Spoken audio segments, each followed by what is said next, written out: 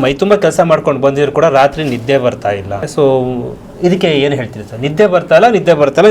ಕೆಲವರು ಟ್ಯಾಬ್ಲೆಟ್ ತಗೊಳ್ಳೋ ರೇಂಜ್ಗೆ ಹೋಗಿರ್ತಾರೆ ಸರ್. ಟ್ಯಾಬ್ಲೆಟ್ ತಗೊಂಡು ನಿದ್ದೆ ಮಾಡೋ ರೇಂಜ್ಗೆ ಹೋಗಿರ್ತಾರೆ. ಡೆಫಿನೆಟ್ ಆಗಿ ಮೈಂಡ್ದು ಚಲನೆ ಜಾಸ್ತಿ ಇರ್ಬೋದು. ಫಸ್ಟ್ ಸ್ಟೆಪ್ಪಲ್ಲಿ ಫಸ್ಟ್ ವೀಕಲ್ಲಿ ಎಡಗೈ ಕಿರುಬೇಡಿಗೆ ಸ್ಕೈ ಬ್ಲೂ ಹಾಕಿ ನಿದ್ದೆ ಬಂದರೆ ಸೂಪರ್.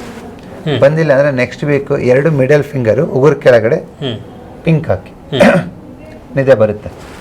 ಇದೂ ಬಂದಿಲ್ಲ ಅಂದರೆ 2 ಹೆಬ್ಬೆರಳು ಉಗುರು ಕೆಳಗಡೆ ಬ್ಲ್ಯಾಕ್ ಹಾಕಿ.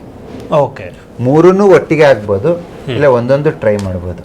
ಓಕೆ, ಮಕ್ಕಳು ಮಾಡ್ಬೋದು ಇದು. ಮಕ್ಕಳು ಕಂಪ್ಲೇಂಟ್ ಏನಂದ್ರೆ ನಾನು ಮಲಗಿರ್ತೀನಿ, ಮಕ್ಕಳುಗಳಿದ್ದು ನಂಗೆ ಡಿಸ್ಟರ್ಬ್ ಮಾಡ್ತಿತ್ತು ಅಪ್ಪ, ಅವು ಮಲ್ಕೋತಾ ಇಲ್ಲ ಅಂತಂತಲ್ಲ ಸರ್. ಇದು ಸಾವಿರಾರು ಜನ ಫೀಡ್ಬ್ಯಾಕ್ ಕೊಟ್ಟಿರೋ ಪ್ರೋಟೋಕಾಲ್.